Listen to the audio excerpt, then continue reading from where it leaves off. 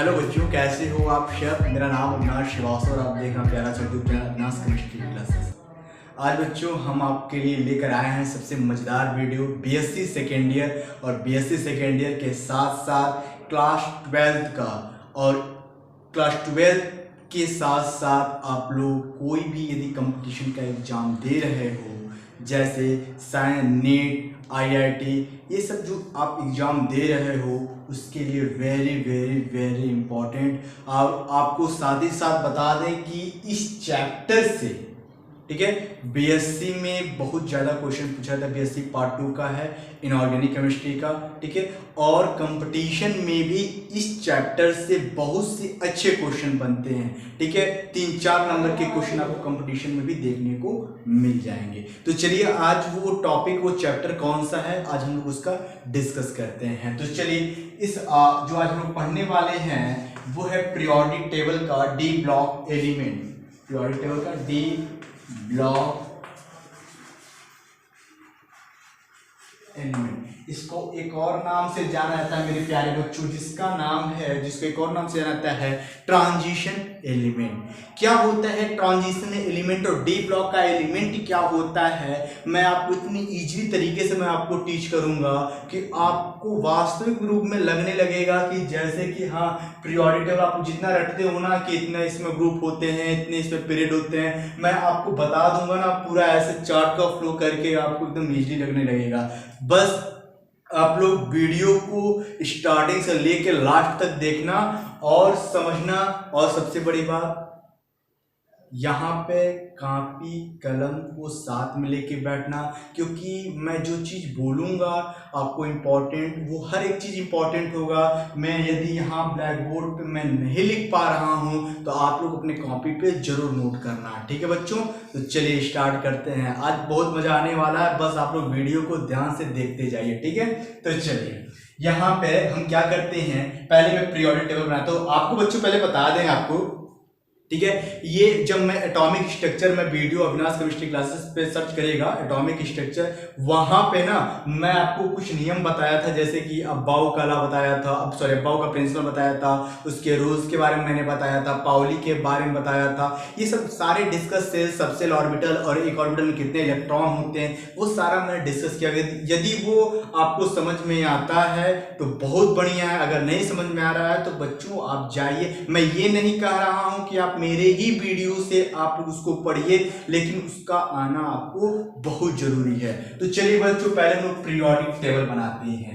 तो periodic table बनाते कैसे हैं, कुछ करना नहीं है, सिंपल सा समझना है कैसे। देखिए आप लोग इतना ऐसे स्ट्रक्चर बना सकते हो, ठीक है, ऐसे स्ट्रक्चर आप क्या कर सकते हो, बना सकते हो, कॉपी में साथ ही साथ बनाते जाओ, ठीक है। मैं बस आपको समझा रहा हूं कि डी ब्लॉक एलिमेंट में क्या क्या हम लोगों को पढ़ना है, क्लियर है। तो चलिए यहाँ पे अब ऐसे आप लोगों ने बना सकते हो ना, ठीक। याद रखने की क्या बात है कि आपको ऐसे डायग्राम बनाना है और इस यहां से इस पॉइंट से इस पॉइंट में मिलाना है, इस पॉइंट से इस पॉइंट में मिलाना है, बस इतना याद रखिएगा। और आपको जैसे कि पता है कि यहाँ पे जो सेल होते हैं, सेल क्या होते हैं, सेल पता है ना, सेल 0, 1, 2 KLMN होता है, फिर आपका सबशेल क्या होता है, SPDF होता है, ऑर्बिटल कितने बनते हैं, ये सब तो आपको पता होगा बच्चों, ठीक है। तो देखो ये क्या होता है, ये S ब्लॉक होता है, ये क्या होता है, P ब्लॉक होता है, और S और P के बीच में जो ये पार्ट होता है बच्चों वो होता है D ब्लॉक एलिमेंट, ठीक है। तो मैं आपको बता दूं ना, तो हमको पढ़ना है S ब्लॉक, ना ही पढ़ना है P ब्लॉक। हमको इस चैप्टर में, इस वीडियो में क्या पढ़ना है, D block element. D block element को मैंने बताया कि इसको एक और नाम से जानते हैं, जिसको क्या कहते हैं, ट्रांजिशन एलिमेंट। ट्रांजिशन एलिमेंट कहते क्यों है, मैं अभी कुछ देर बाद मैं उसी बात पे मैं डिस्कस करूंगा। आपको बता दें कि जैसे आपको पता है जो सेल होता है वो क्या होता है, KLMN, ठीक है। तो यही पढ़ते चले आए हो आप लोग, ठीक है। सबशेल क्या होता है, सबशेल क्या होता है, SPDF, जिसकी वैल्यू होती है 0, 1, 2, 3, ये भी आपको अच्छे से पता है। आपको बता दे बच्चों कि जहां पर एक ऑर्बिटल में 2 इलेक्ट्रॉन रहते हैं तो अंडरस्टूड है, ये कॉमन सेंस की बात है। पाउली के अनुसार, पाउली ने क्या बताया था, मैं एक बार और रिपीट करता हूं। पाउली ने बताया था कि जब किसी ऑर्बिटल में 1 एटॉमिक ऑर्बिटल में 2 इलेक्ट्रॉन के लिए उसके 4 क्वांटम नंबर की वैल्यू सेम नहीं हो सकती है, यानी कि उन्होंने पहले ही बता दिया था, और ये भी पता है क्वांटम नंबर से आपको पता है कि एक ऑर्बिटल में मैक्सिमम 2 इलेक्ट्रॉन रह सकते हैं, एक क्लॉकवाइज और सेकेंड एंटी क्लॉकवाइज। क्लियर है? तो आपको बता दें कि S0P1D2, तो D में मैक्सिमम कितने इलेक्ट्रॉन होते हैं? डी में जो इसकी ऑर्बिटल की संख्या होती है वो कितनी होती है? डी के लिए 5 ऑर्बिटल्स बनते हैं। जब 5 ऑर्बिटल्स बनेंगे तो 5 ऑर्बिटल्स के लिए कितने इलेक्ट्रॉन होंगे? जब एक कमरे में 2 लोग तो 5 कमरे में 10 लोग, यही तो होगा। तो जब डी 5 ऑर्बिटल है तो एक कमरे में, एक ऑर्बिटल में 2 इलेक्ट्रॉन, तो 5 ऑर्बिटल में 10 इलेक्ट्रॉन। तो मैं 10 इलेक्ट्रॉन की जगह को मैं बनाता हूं 10। यहाँ पे जो 5 10 है तो समझ लीजिए ये बाबा है इसके, ठीक है, बात समझना मेरा, ये इसके बाबा है, इसके पेरेंट्स है, हर एक पेरेंट्स से 2 लड़के हैं, तो 10 लड़कों की जमीन में इनको बंटवारा करना है। ठीक है, क्या करना है? बंटवारा करना है। अब यहाँ पे क्या होता है, बंटवारा करने का तरीका मैं बता देता हूं आपको कि 10 लोगों का हमको जगह बनाना है, तो कैसे बनाएंगे? तो ध्यान से देखना, 10 कॉलम बनाते हैं, 1 2 3 4 5 6 7 8 9। ये 10 कॉलम हो गया। यहाँ पे देखिए 1 2 3 4 5 6 7 8 9 10। जैसे कि आपको पता है कि डी ब्लॉक में कितने ग्रुप होते हैं? 10 ग्रुप होते हैं। कितने ग्रुप होते हैं? 10 ग्रुप होते हैं। और इस 10 ग्रुप में आप क्या देखोगे, जैसे कि आपको पता है, और आपको एक बात बता दें कि आप इसको यहाँ से इसमें मिला दोगे ना, ठीक है, और यहाँ पे देखिए S में क्या होता है, यहाँ पे मैं साथ साथ बता देता हूँ कि S जो होता है, S में एक ऑर्बिटल में 2 इलेक्ट्रॉन रहेंगे, 2 इसका हो गया, P में 3 ऑर्बिटल तो 6 इलेक्ट्रॉन इसका हो गया। तो आपको पता नहीं चल गया, 2 और 6 8 10 18। ठीक है, अब आपको अब रखने की जरूरत तो पड़ेगी नहीं, आपको सीधे पता चल गया कि 6 2 8 10 12। ठीक है, सॉरी 6 2 8 10 18 होता है ना। आपको पता है, आप जानते हो, we know that the periodical presence of the 18 group and 7 period. और आपको याद करें, ये तो आप काम तो बना ही सकते हो। अब पेट में क्या याद करना कि इस लाइन के ऊपर 2 लाइन दे देना, इस लाइन के ऊपर क्या करना, 2 लाइन दे देना। ठीक है, और इस लाइन के नीचे, इस लाइन के नीचे 3 लाइन दे देना, 1 2 3, ये 3 लाइन दे देना। अब आपको पता चल गया फर्स्ट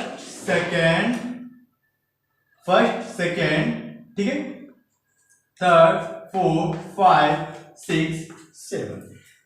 तो चल गया कितने कितने, 2 10 6, टोटल 18, 1 2 3 4 5 6 7 पीरियड। ये आपका पीरियोडिक टेबल बनके तैयार हो गया, पीरियोडिक टेबल बनके तैयार हो गया। लेकिन यहाँ पे बच्चों हम लोग किसका डिस्कस करेंगे, डी ब्लॉक के एलिमेंट को। तो आपको बता दें डी ब्लॉक के एलिमेंट में, ठीक है, कितने ट्रांजिशन, इनको एक मैंने भी एक नाम लिया था ट्रांजिशन एलिमेंट। क्यों कहा गया आखिर में इनको ट्रांजिशन एलिमेंट? तो बच्चों ध्यान से समझना, ट्रांजिशन एलिमेंट क्यों कहा गया? इसलिए कहा गया कि क्योंकि ये जो डी ब्लॉक का जो डी ब्लॉक है वो एस ब्लॉक और पी ब्लॉक के कहां प्रेजेंट है, बीचों बीच में। एस ब्लॉक और पी ब्लॉक के बीचों बीच में प्रेजेंट है। अब आप देखो, जब एस ब्लॉक और पी ब्लॉक के बीचों बीच में प्रेजेंट है तो कुछ एस के कैरेक्टर और कुछ पी के कैरेक्टर को भी इन्वॉल्व करा होगा, कुछ एस के कैरेक्टर को लेगा और कुछ पी के कैरेक्टर को लेगा, और इन दोनों कैरेक्टर लेने से ही इसको ट्रांजिशन एलिमेंट कहा गया, संक्रमण तत्व कहा गया। क्लियर है? आप लोगों यूपी बोर्ड वाले बच्चों, आपको समझ में आ गया कि आप लोगों ने ट्रांजिशन एलिमेंट को क्या नाम दोगे, संक्रमण तत्व को ही आप ट्रांजिशन एलिमेंट कहते हैं। क्लियर हुआ? कोई दिक्कत? चलिए अब आपको हम बताते हैं कि ट्रांजिशन एलिमेंट तो आपको समझ में आ गया कि ट्रांजिशन एलिमेंट क्या होता है। Transition element are also known as the D block element because the D block present in between the S block and P block, ठीक है, and include the some character of S block and P block. Clear or not? Clear? ठीक है, फटाफट इस chart को बना के screenshot ले लो, ठीक है, मैं आगे बढ़ता हूं। हम आपको क्या दिखाते हैं कि जो डी ब्लॉक का एलिमेंट है, आप लोगों ने फ्लो डायग्राम देख लिया था, कैसे आप लोगों ने चार्ट कैसे बना था, ठीक है।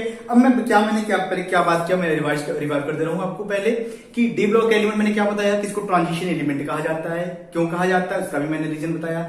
वो क्या है कि डी ब्लॉक एलिमेंट जो होता है वो एस ब्लॉक और पी ब्लॉक के बीच में प्रेजेंट होता है, इसलिए इसको ट्रांजिशन एलिमेंट कहता है। एक और रीजन है कि वो एस ब्लॉक के और पी ब्लॉक के बीच में है, तो कुछ एस के प्रॉपर्टी को रखता है और कुछ पी के प्रॉपर्टी को कंसिस्ट करता है, इसलिए इसको ट्रांजिशन एलिमेंट कहा गया। और आपको बता दें कि ट्रांजिशन एलिमेंट के साथ साथ आपको एक बात और बता दें कि ट्रांजिशन एलिमेंट जो होता है ना, जो डी ब्लॉक का एलिमेंट होता है ना, कैसे आप पता करोगे कि यहाँ पे ये जो मेटल है या ये वो जो एलिमेंट है ये डी ब्लॉक का ही है।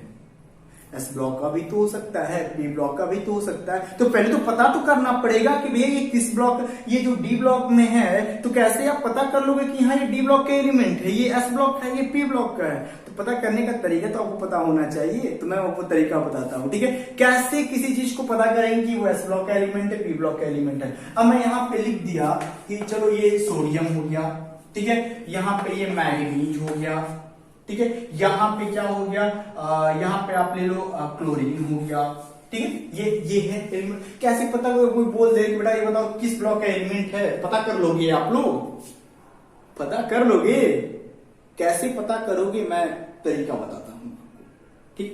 चलो अब देखो कैसे पता करोगे आप, कैसे पता करोगे कि सोडियम का एटॉमिक नंबर 11, मैग्नीज क्या होता है, मैग्नीज का बताओ, क्लोरीन कितना होता है 70, मैग्नीज कितना होता है 25, यही तो होता है एटॉमिक नंबर। अब क्या होता है एटॉमिक नंबर, अब यहां देखो पता करते हैं। मैं आपको बता दूं कि जब भी किसी भी एलिमेंट का इलेक्ट्रॉनिक कॉन्फ़िगरेशन करने के बाद उसके आउटर मोस्ट का जो सबशेल का जो इलेक्ट्रॉन होता है वो जिस भी ऑर्बिटल में भरेगा, जिस भी ऑर्बिटल भरेगा, वो ऑर्बिटल क्या कहलाएगा, उस ब्लॉक का एलिमेंट कहलाएगा।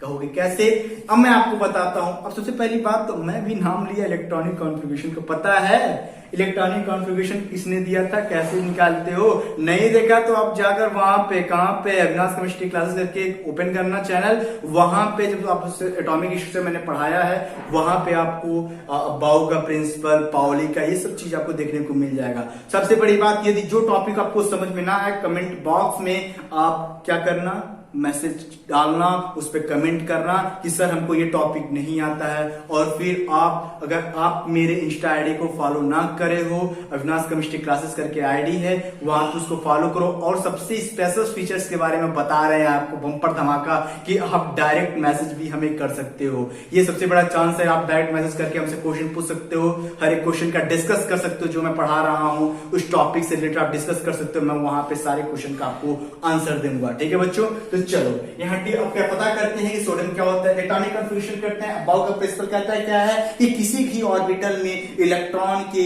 एनर्जी लेवल को इंक्रीजिंग ऑर्डर में रखना है, यह बाउ का प्रिंसिपल कहलाता है। और बाउ के प्रिंसिपल के थ्रू ही मेंडलीफ ने ये इतना बड़ा चार्ट दे डाला, ठीक है। तो चलो, तो कैसे क्या होता है इलेक्ट्रॉनिक कॉन्फ़िगरेशन करने का तरीका क्या होता है, देखो 1s2 2s2 2p6 3s1, यानी कि अब इसमें हमको पता करना है कि कौन सा किस ब्लॉक का एलिमेंट है। अब देखो इसके आउटर मोस्ट सेल किस ब्लॉक में भरा, किस सबसे में भरा, एस सबसे में भरा ना, तो ये किस ब्लॉक का एलिमेंट होगा, सोडियम एस ब्लॉक का एलिमेंट होगा। तो आप देखना कि एस ब्लॉक एलिमेंट में आप देखोगे hydrogen, lithium, sodium, potassium, rubidium, caesium, francium, ये सब जो क्या है, ये क्या है, ये एस ब्लॉक के एलिमेंट हैं। तो इसमें से मैंने सोडियम को निकाला, तो हम लोग को पता नहीं था किस ब्लॉक का एलिमेंट है। तो यहाँ पे देखो ये एस ब्लॉक का एलिमेंट है, hydrogen, lithium, sodium, S block का एलिमेंट है ना, पता कर लिए ना। अब देखो मैग्नीज है, मैग्नीज को पता करता है, एटॉमिक नंबर हमको पता है क्या होता है 25, 25 होता है एटॉमिक नंबर,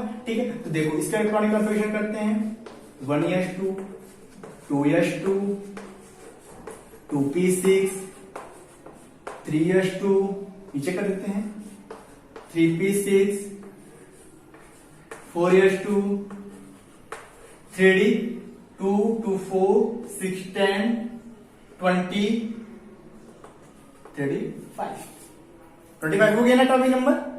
एटॉमिक नंबर 25 है, इलेक्ट्रॉनिक कॉन्फ़िगरेशन करे 25 है। लेकिन यहां पर देखो बच्चों कि जो लास्ट का जो सबसेल है वो कौन सा सबसेल है, डी है, यानी कि इसका एस था तो एस ब्लॉक का हो गया, इसका डी है तो डी ब्लॉक का हो गया।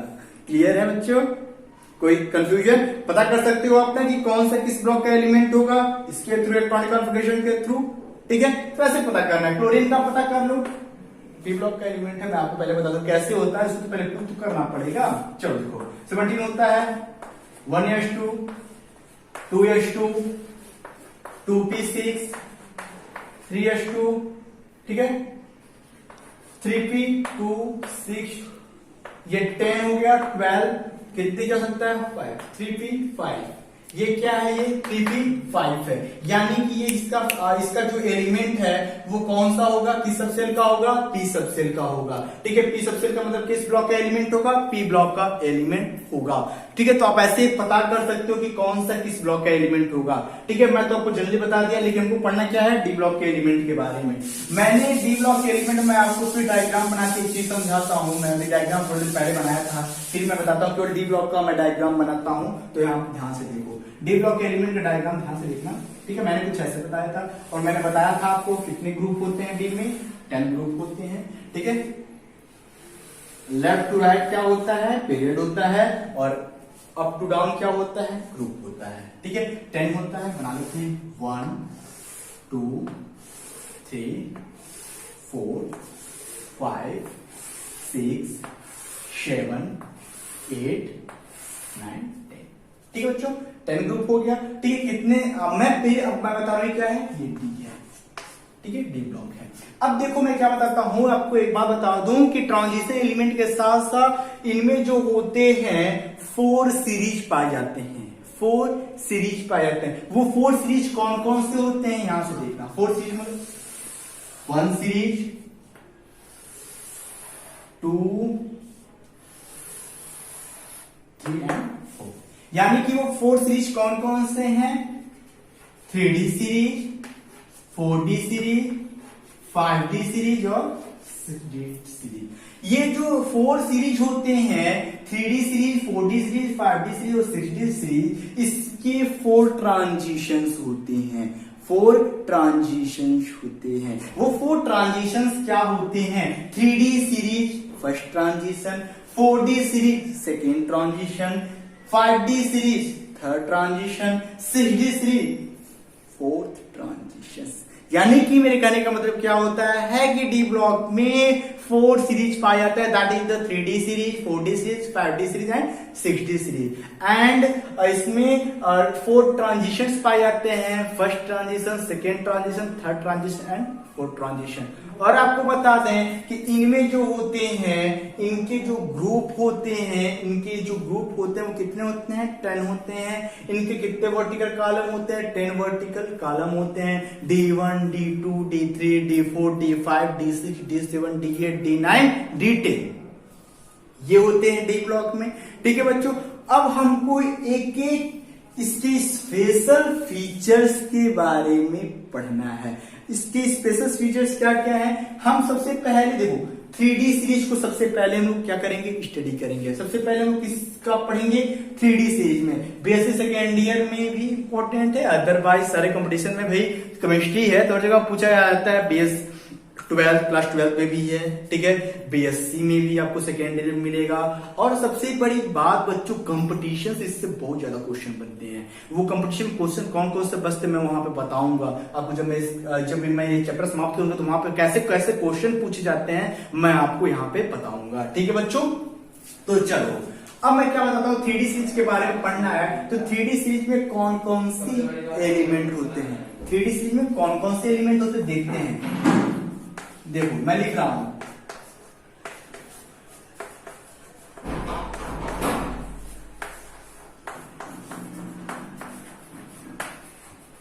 क्या मैंने क्या बताया, स्कैनेडियम, पैनेडियम, vanadium, chromium, manganese, iron, cobalt, nickel, copper, zinc, जिसका एटॉमिक नंबर है 21, 22, 23, 24, 25, 26, 27, 28, 29, 30।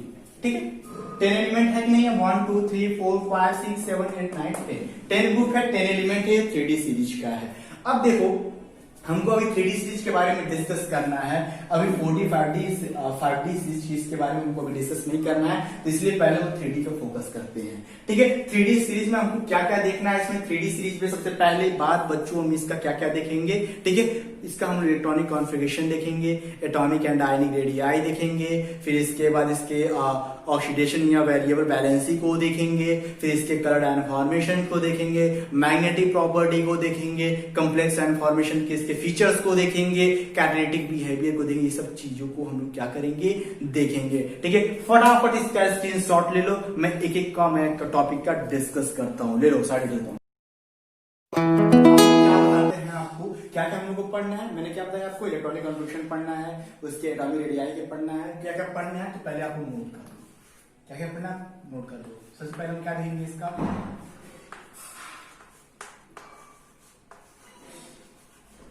इलेक्ट्रॉनिक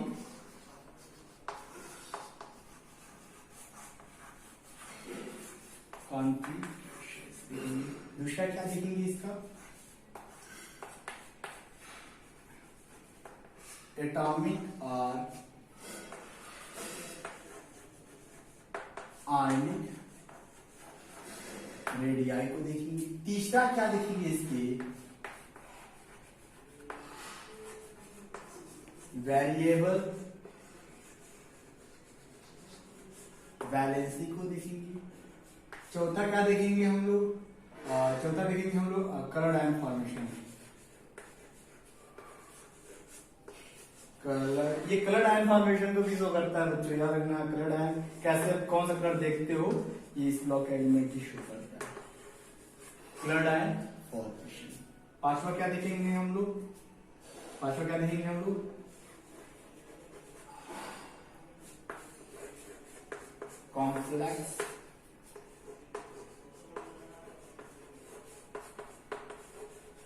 कॉम्प्लेक्स फॉर्मेशन को देखेंगे। छठा क्या देखेंगे हम लोग, इसके कैटालिटिक बिहेवियर को देखेंगे। और लास्ट में क्या देखेंगे, इसका क्या देखेंगे, मैग्नेटिक प्रॉपर्टी। क्या देखेंगे बच्चों, magnetic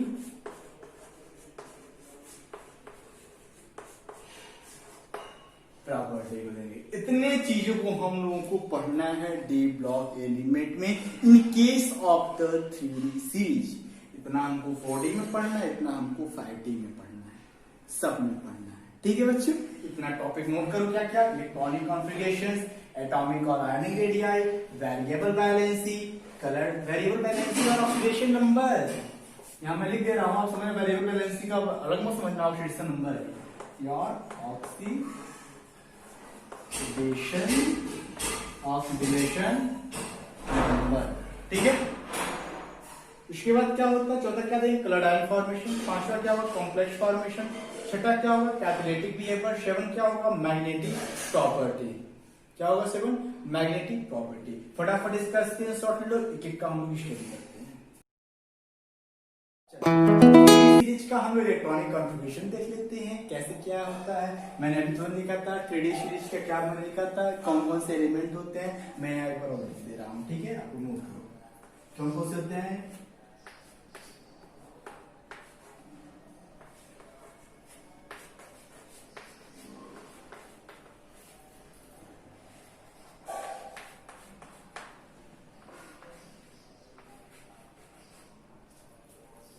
palladium, vanadium, chromium, manganese, iron, cobalt, nickel, copper, zinc. ठीक है, ये 10 एलिमेंट होते हैं 3D सीरीज में। इनका एटॉमिक नंबर क्या होता है, मैं यहाँ पे लिख देता हूँ 21, 22, 23, 24, 25, 26, 27, 28, 29 एंड 30। कितना मजा आ रहा है ना, हम लोग क्या पर टेबल पढ़ रहे हैं ना, ऐसे क्या अकाउंटिंग पढ़ रहे हैं, 1 2 3 4 ऐसे पढ़ रहे हैं ना, ठीक है, मजा आ रहा होगा, अभी और मजा आएगा, इससे कुछ ज्यादा आसान आगे मिलेगा आपको, ठीक है। इसका रेडियम का हम लोग पढ़ना क्या है, इलेक्ट्रॉनिक कॉन्फ़िगरेशन कैसे करेंगे, अबाउट प्रिंसिपल की सहायता से करेंगे। अबाउट का प्रिंसिपल का सहायता लेके एक एक का हम क्या करते हैं बच्चों, इलेक्ट्रॉनिक कॉन्फ़िगरेशन करते हैं। आ रहे हैं आप लोग, चलिए। इसका रेडियम का होता है एटॉमिक नंबर 21। इलेक्ट्रॉनिक कॉन्फ़िगरेशन करते हैं, कैसे होगा, 1s2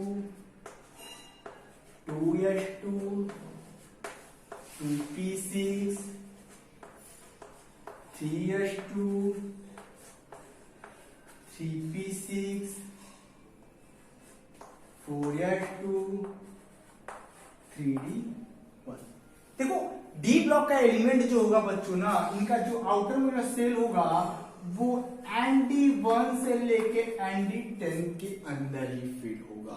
ND1 से लेके ND10 तक ही अंदर ही क्या होगा, ये फिट होगा। तो देखो कैसे 21 होता है, नहीं होता है, 2 2 4 6 10 2 12 6 18 2 21 21 एटॉमिक नंबर होता है। इलेक्ट्रॉनिक कॉन्फ़िगरेशन ये 21, यानी कि इस कैनेडियम का इलेक्ट्रॉनिक कॉन्फ़िगरेशन करने के बाद हम लोगों ने क्या देखा कि इनका जो आउटर मोस्ट सेल होता है वो डी सब सेल में फिल हो रहा है, यानी कि इस कैनेडियम क्या है, ये डी ब्लॉक का एलिमेंट है, 3D सीरीज का एलिमेंट है, 3D1 में है। क्लियर है, चलो अब मैं आपको बता दूं, अब आपको एक तरीका बताता हूं ना कि थोड़ा सा और इजी लगने लगेगा। मैं क्या बताता हूं कि जैसे कि मान जाओ कि आप क्लासरूम में बैठे हुए हैं, ठीक है, ये फर्स्ट बेंच है, सेकेंड बेंच है, थर्ड है एंड फोर्थ है, ठीक है, first second third and fourth. अब जो टीचर है वो क्या करता है, आपकी जगह को फिक्स कर देता है कि इतने बच्चे 4, ये मान लो 10, एक पहले जो कॉलम है उसमें 10 बच्चों का सीट रिजर्व कर दिया है, सेकेंड में 10, थर्ड में 10 एंड फोर्थ में 10। इतने 10 बच्चों का एक क्या हुआ, एक बनाया है, एक कॉलम बनाया है। एक ब्रेंच पे 10 लोग बैठ सकते हैं, 10 का फिक्स किया है कि ये बच्चा या ये बच्ची फर्स्ट ब्रेंच पे बैठेंगे, वो सेकेंड, वो थर्ड। अब मान जाओ कि अब सेकेंड वाले रो के बच्चे नहीं आ रहे हैं, सेकेंड वाले रो के बच्चे नहीं आ रहे हैं, और उस सेकेंड वाले बच्चे के जगह पे थर्ड वाले जो बच्चे हैं वो सेकेंड वाले ब्रेंच पे आके बैठ जाएं, जबकि उनका नाम थर्ड वाले पर टच है, तो क्या वो सेकेंड वाले बच्चे कहलाएंगे, सेकेंड बेंच के बच्चे कहलाएंगे? नहीं कहलाएंगे, वो कहलाएंगे थर्ड के, जबकि वो सेकेंड पे आके बैठ रहे हैं, क्लास कर रहे हैं, तो वो तो थर्ड के ही कहलाएंगे ना। समझ आ रही बात? मेरे कहने का मतलब क्या है कि जब सेकेंड वाले बच्चे नहीं आए, उसमें से एक बच्चा नहीं आया, तो पीछे से एक बच्चा उठ के आगे आ गया, वो तो उसका नाम तो तीसरे वाले कॉलम पे दर्ज हुआ है ना। सेकंड वाले बच्चा तो जब भी आएगा तो सेकंड पे ही रहेगा, चाहे वो चौथे में बैठे चाहे वो तीसरे पे बैठे। इसलिए इसको सही तरीके से करने के लिए, पढ़ने के लिए हम इसको क्या कर देते हैं बच्चों, यहाँ पे 3D1 को हम पहले कर देते हैं, 3P3 की जगह पर मैं यहाँ पे ये भाई रहेगा तो बाद ही 4S की, लेकिन थोड़ा सा इजी थोड़ा सा करने के लिए मैं इसको क्या करते हैं पहले कर दिया 3D1 4S, ठीक है। यहां पे ये जो होगा टाइटेनियम, ये क्या होगा टाइटेनियम जो होगा वो 3D2 4S2 में, 3D3 4S3 में ऐसे होगा, ठीक है। लेकिन आपको बता दें कि कुछ एक्सेप्शनल चीज भी आपको डी ब्लॉक में देखने को मिलेंगे, और सबसे बड़ी बात कि डी ब्लॉक में जो आपको एक्सेप्शन देखने को मिलेंगे इन case of the 3D series, उसमें कौन कौन से होंगे, क्रोमियम होंगे एंड कॉपर होंगे। क्या क्या होंगे, क्रोमियम होंगे एंड कॉपर होंगे। अब क्रोमियम कॉपर एक्सेप्शन में क्या करते हैं, इसका भी इलेक्ट्रॉनिक कॉन्फ़िगरेशन करते हैं। देखिए 1s2 2s2 2p6, सॉरी मैं मैग्नीज क्या कर रहा हूं, वो करना है कॉपर का, सॉरी फॉर दैट बच्चों। चलो कॉपर क्रोमियम का करना है, ये भी हाथ से छूट रहा है, कह रहा है कि सर बंद करो पढ़ाना, ठीक, लेकिन आप लोग पढ़ो, ठीक है। 1s2 हम लोग हार मारने वाले में थोड़ी ना, हम लोग पढ़ाएंगे, आप लोग पढ़ेंगे। जब बच्चे तैयार है तो हमको पढ़ाने में क्या जा रहा है। 1:2, 2:2, 2p6, 3:2, 3p6, 4:2, 4:2, 3d, यही करोगे ना। लेकिन ये गलत है। जब ये डी वाला पूरा अभी हाफ भी नहीं फिल हुआ तो कैसे उसके अगले का फिल हो जाएगा। इसलिए इसको एक्सेप्शनल कहा गया। तो मैं आपको यहां दिखाता हूं, आपका यहाँ पे ऐसे होगा। यहाँ पे क्या होगा, मैं अगर इस हिसाब से करता हूं तो यहाँ पे आपका होगा 3d1, sorry 3d5, 4s1, 3d5, 4s1। यहां पे क्या होगा 1s2, 2s2, 2p6, 3s2, 3p6, 3d5, 4s2।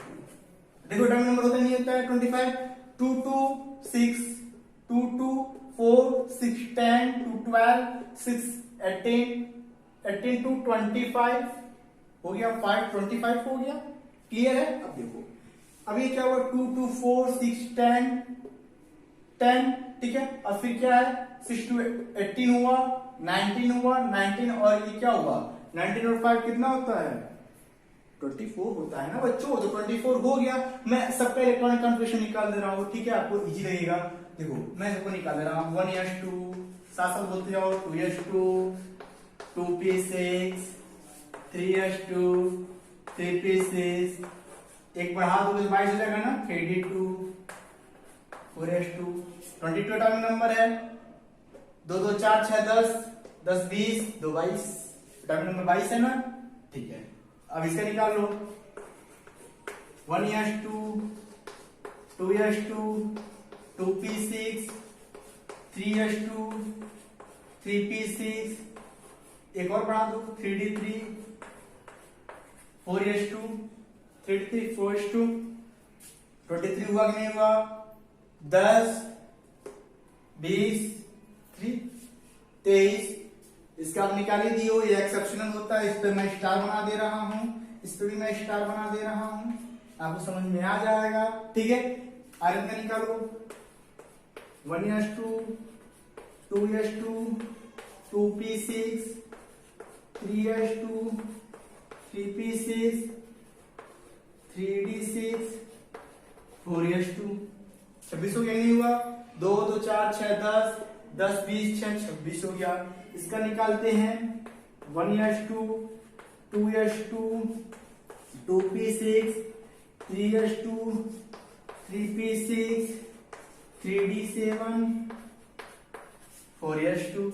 ये रहा कोबाल्ट का। निकिल का देखते हैं। निकिल का 1s2, 2s2, 2p6, 3s2, 3p6, 3d8, 4s2।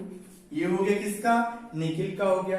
Copper भी एक्सेप्शनल में आता है। तो कापर का जैसे कि आप लोगों ने क्रोमियम का किया वैसे कापर का करोगे। तो कापर का कैसे होगा, देखो 1s2, 2s2, 2p6, 3s2, 3p6, 3d10, 4s1, ठीक है। ये क्या हुआ कि 3d10 में हुआ, ये 4s1 में भरा, ठीक है। 29 हुआ कि नहीं हुआ। 2 2 4 6 10, 2 12 6 18, 18 1 19 10 21। 30 का करते हैं, जी का करते हैं। 1s2, 2s2, 2p6, 3s2, 3p6, 3d10, 4s2। ये तो रहा बच्चों 3D सीरीज की एलिमेंट का इलेक्ट्रॉनिक कॉन्फ़िगरेशन। इलेक्ट्रॉनिक कॉन्फ़िगरेशन कैसे निकल आता है, जब भी आप डी ब्लॉक के एलिमेंट देखोगे तो इसका आउटर मोस्ट सेल ND1 से लेके ND10 तक ही भरेगा। तो देखो ND1 से लेके ND10 तक ही भरा। N का मतलब क्या होता है, प्लेस ऑफ काउंटर नंबर, तो 3 3 है ना। 3 आ रहा है, यानी कि सब ये 3D सीरीज के एलिमेंट हैं। यदि यहाँ पे 4 रहता तो सब 4D सीरीज के एलिमेंट होते, यहाँ 5 तो सब 5D सीरीज के एलिमेंट होते। समझ रहे हो बच्चों ना, ऐसे सीरीज दिखाया था। 3D सीरीज में क्या क्या होता है, scandium, titanium, vanadium, chromium, manganese, iron, copper, iron, cobalt, nickel, copper जी। ये जो 10 एलिमेंट देख रहे हो बच्चों ना, ये किसका आता है, 3D सीरीज एलिमेंट में आता है। फटाफट आप लोग इसका स्क्रीनशॉट ले लो, फिर हम उस सेकंड इसका आगे क्या पढ़ेंगे, इसका हम लोग इसकी second ionic and atomic radii को पढ़ेंगे। फटाफट इसका स्क्रीनशॉट लो, मैं साइड हट जाता हूं। समझ में आ गया होगा आप लोगों को। अगर आपको दूसरा जो है, दूसरा प्रॉपर्टी वो इसका देखते हैं, atomic and ionic radii. Atomic and ionic radii, ठीक है। एटॉमिक एंड आयनिक रेडियाई होता है कि आपको समझ में आता है रेडियस का मतलब क्या होता है। रेडियस हम तो समझ में आता है डिस्टेंस, डिस्टेंस को समझना, ठीक है।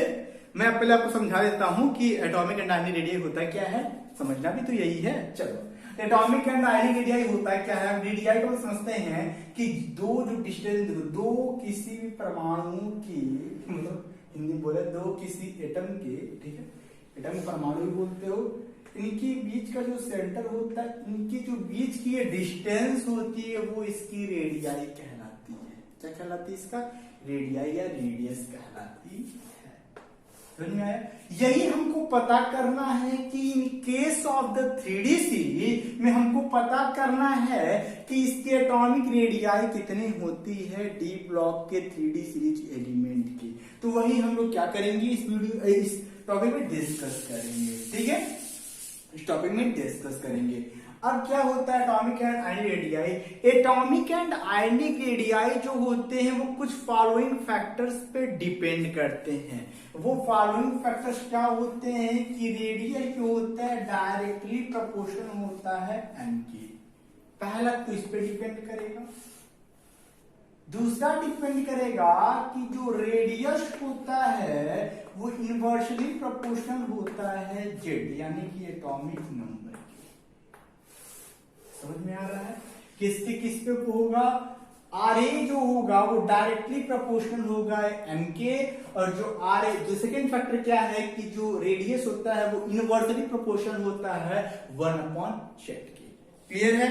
अब क्या होता है कि जो जेड की वैल्यू होती है, अब तीसरा जो फैक्टर होगा वो होगा कि जो इफेक्टिव एटॉमिक नंबर बोलते हैं इसको, इफेक्टिव एटॉमिक नंबर, ये जो इक्वल होता है Z minus sigma, Z minus sigma के। एटॉमिक एंड आयनिक रेडियाई इन तीनों फैक्टर्स पे क्या करता है, डिपेंड करता है। ये तीनों फैक्टर्स पे डिपेंड करेगा क्या, एटॉमिक एंड आयनिक रेडियाई। और आपको बता दें कि in case of the 3D series, in case of the 3D series में n की वैल्यू जो होती है वो सिमिलर होती है। n की वैल्यू जो होती है वो सिमिलर होती है, ठीक है। जैसे कि अब क्या होता है, आप लोगों ने एस ब्लॉक और पी ब्लॉक में पढ़ा होगा कि ऊपर से नीचे आने के बाद क्या होता है कि एटम की साइज बढ़ती जाती है। एटम की साइज बढ़ती जाती है तो क्या होता है, फोर्स ऑफ अट्रैक्शन कम होता जाता है, फोर्स ऑफ अट्रैक्शन कम होता जाता है। लेकिन केस ऑफ 3D सीरीज में लेफ्ट टू राइट जाता है तो लगभग जो इनकी जो साइज ऑफ एटम होती है वो सिमिलर होती हैं, ठीक है। ये बात याद रखिएगा। अब मैं आपको बता दूं, आप लोग जानते भी होंगे या आपको पता भी होगा, जब एस ब्लॉक पी ब्लॉक पढ़े होंगे, ये फैक्टर्स क्या होगा, इस पे क्या करेगा, ये डिपेंड करेगा, इस फैक्टर पे डिपेंड करेगा एटॉमिक एंड आयनिक रेडियाई। और आपको बता दें कि in case of 3D series में जो n की जो वैल्यू होती है वो सिमिलर होती है। n की जो वैल्यू क्या होती है, वो सिमिलर होती है। आपको पता होगा कि जब मैं एक शॉर्टली फॉर्म में बता रहा हूं कि जब साइज ऑफ एटम बढ़ेगा, मैं यहां बताता हूं आपको, जब size of atom, size of atom क्या करेगा, इंक्रीज करेगा। फ्लो ऑफ डायग्राम समझना, जो साइज ऑफ एटम इंक्रीज करेगा तो force of attraction, force of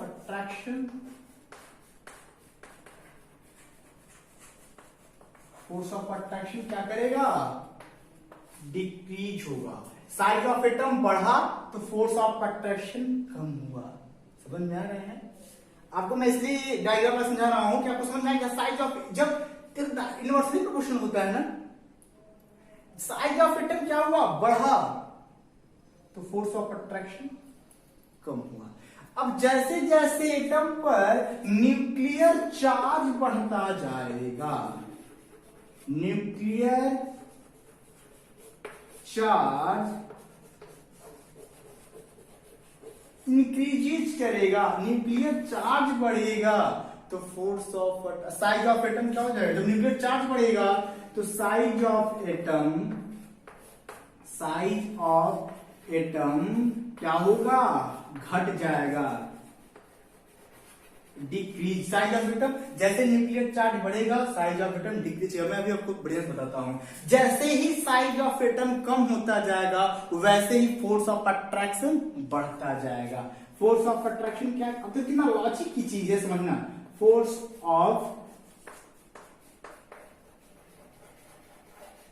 of attraction क्या करेगा, इंक्रीज करेगा।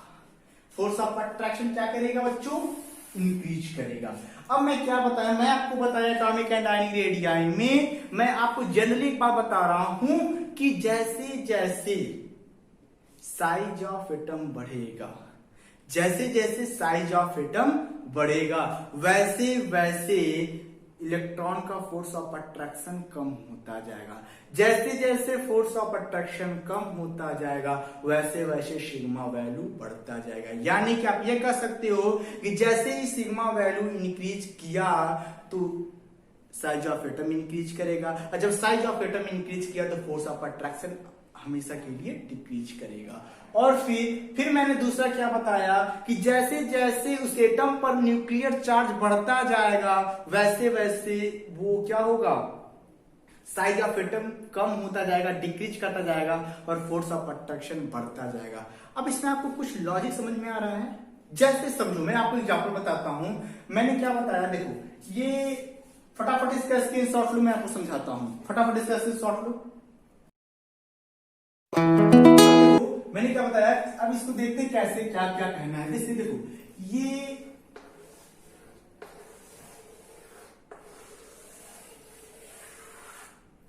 एक ऑर्बिटल हुआ,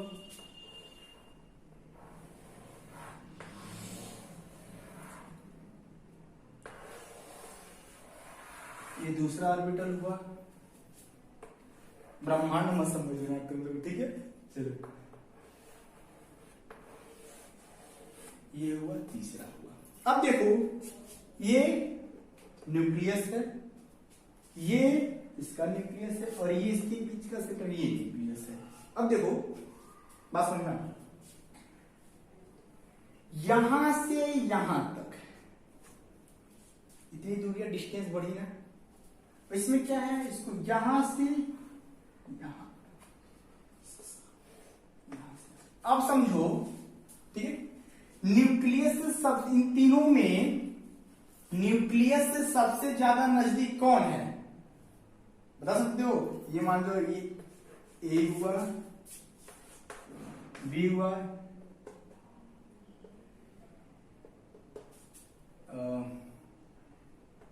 एक और बनाते हैं,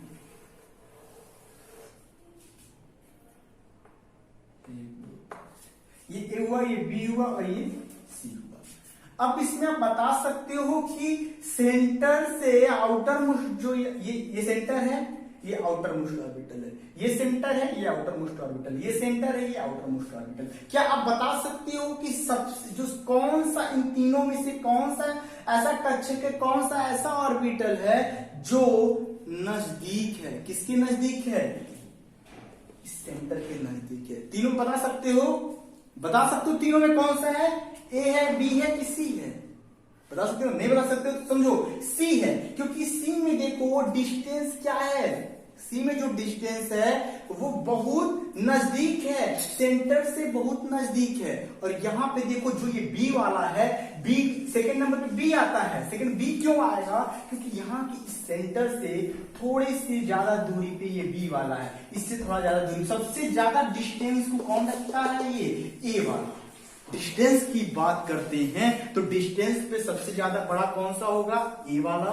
न्यूक्लियस से काफी ज्यादा दूर है बी वाला, जो ए से कम थोड़ी दूरी पे है, और सी वाला जो बहुत कम डिस्टेंस को रखता है न्यूक्लियस से, जो बहुत ही कम डिस्टेंस रखता है न्यूक्लियस से।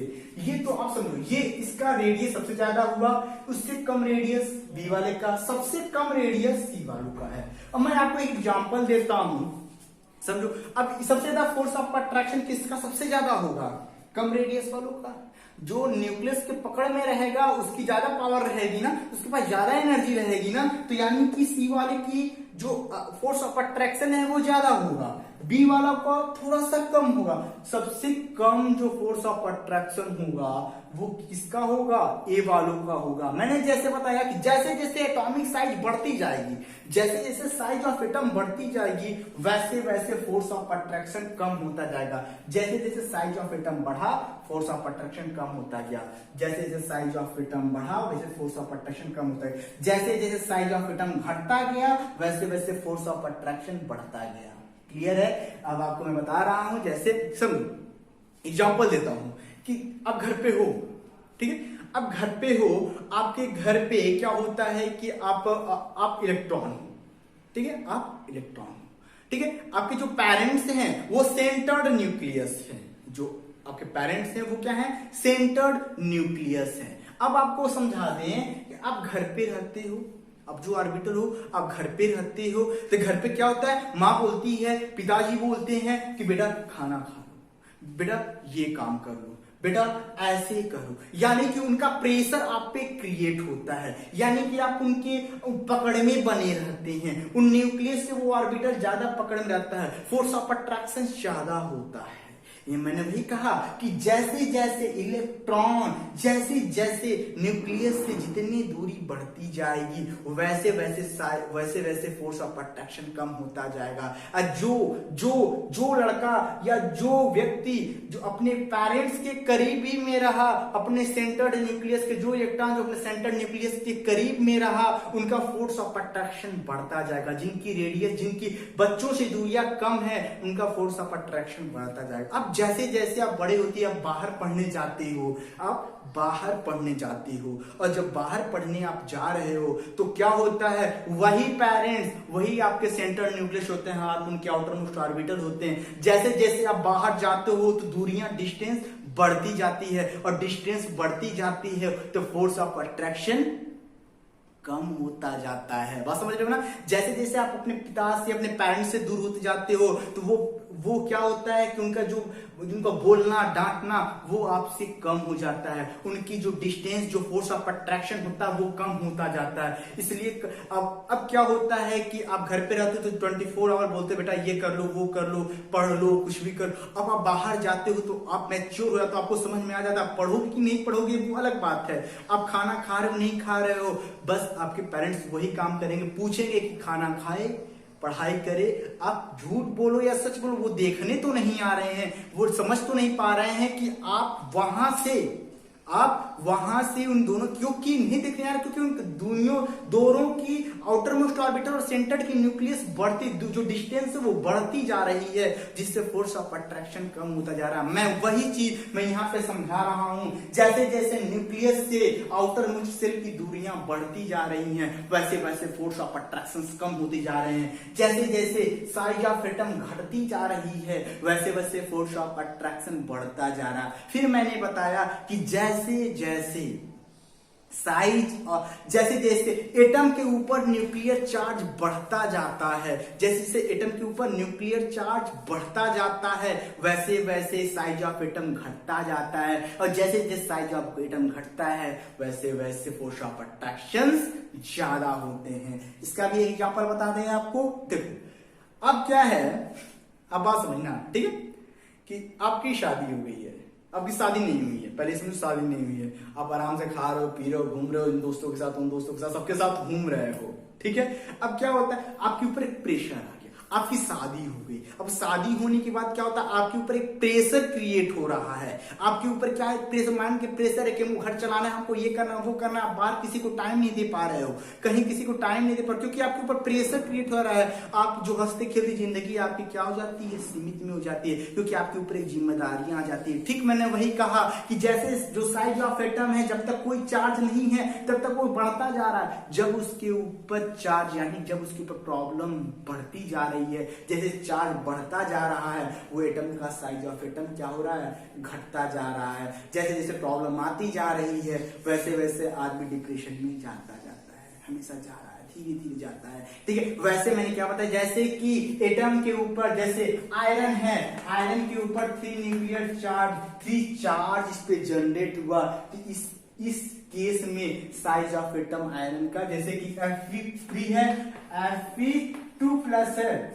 अगर इनमें साइज ऑफ एटम की बात करें, इन दोनों में सबसे ज्यादा साइज ऑफ एटम किसका होगा, किसका बड़ा होगा, Fe2+ का साइज ऑफ एटम बड़ा होगा और Fe3 का साइज ऑफ एटम कम होगा। क्योंकि मैं बता रहा हूं, जैसे जैसे न्यूक्लियर चार्ज बढ़ता जाता है, साइज ऑफ एटम घटता जाता है।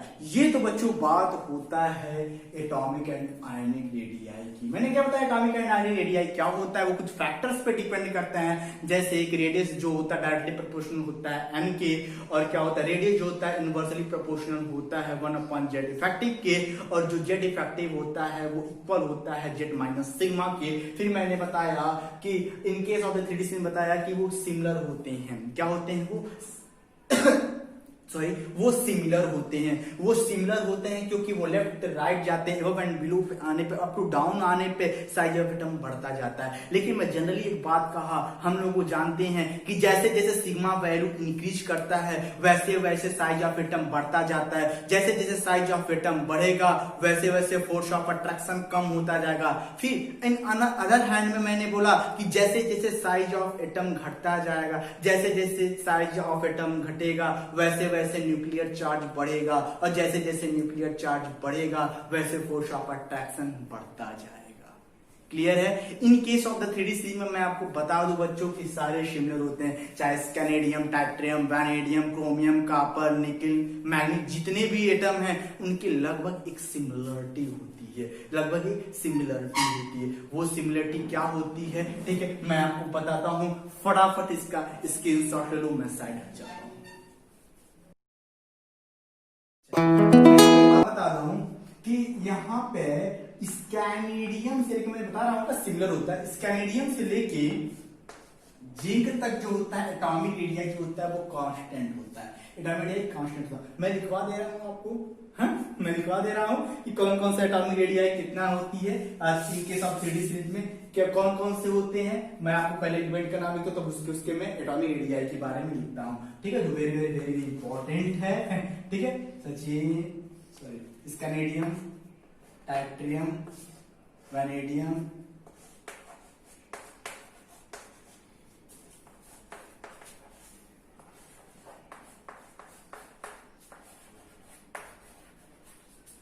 Scandium, titanium, vanadium, chromium, manganese, iron, cobalt, nickel, copper, zinc, 1 2 3 4 5 6 7 8 9 10, ठीक है।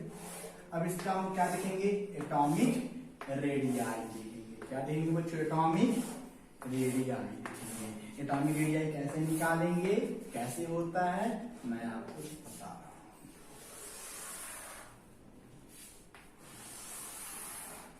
ठीक है। एटॉमिक रेडियाई अब मैं आपको दिखाता हूं कि एटॉमिक रेडियाई एंगस्ट्रॉम में होती है, आरए जो होते हैं, ठीक है, एंगस्ट्रॉम में होते हैं, आप नोट करिएगा यहाँ पे, आरए जो होते हैं एंगस्ट्रॉम में होते हैं, ठीक है। तो इसके एंगस्ट्रॉम में होते एटॉमिक रेडियाई। अब देखिए इसकी जो वैल्यू होती है 1.4, स्कैनेडियम का जो एटॉमिक एंड आयनिक रेडियाई होगा 1.42 होगा, इसका होगा 1.35, इसका होगा 1.30। समझ में आ रहा मैं क्या कर रहा हूं, स्कैनेडियम का जो एटॉमिक एंड आयनिक रेडियाई होगा वो 1.42 एंगस्ट्रॉम होगा, जो टाइट्रियम का जो एटॉमिक एंड आयनिक रेडियाई होगा 1.35 होगा। वैनेडियम का जो एटॉमिक एंड आयनिक रेडियाई होगा 1.30 होगा। अब क्या होता है, क्रोमियम का होता है 1.28 एंड मैग्नीज का होता है 1.27 एंगस्ट्रॉम। क्या होता है, क्रोमियम का 1.28 होता है, मैग्नीज का 1.27 होता है, ठीक है। आयरन का 1.26 होता है, कोबाल्ट का भी इतना ही होता है 1.26, निकिल का होता है 1.25।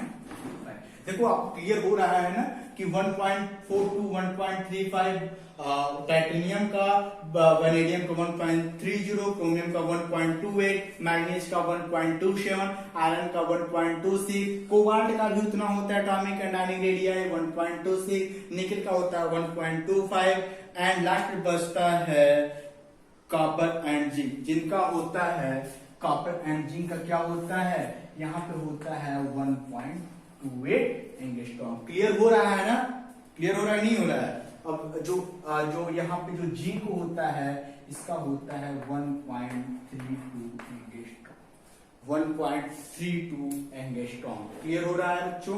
देखो मैंने ये आपको याद करना पड़ेगा, ये आपको याद करना पड़ेगा, ठीक है। इसका कोई एक उसका तरीका नहीं होता है कि आप इसको एक पैमाना निकाला गया है जिससे आप लोग क्या करोगे, वो साइंटिस्ट ही निकाले हैं, उनको बताएंगे कि कैसे निकाला जाता है।